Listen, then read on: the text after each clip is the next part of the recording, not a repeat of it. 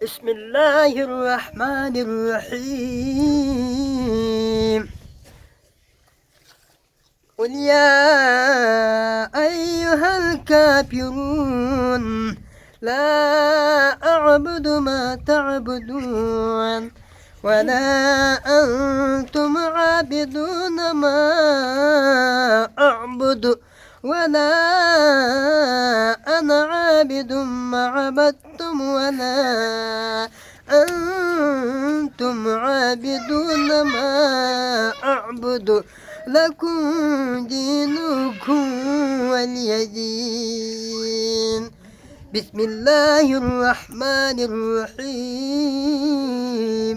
إذا جاء نصر الله والفتح ورأيت الناس يدخلون في دين الله أفواجا فسبح بحمد ربك واستغفره إنه كان توابا.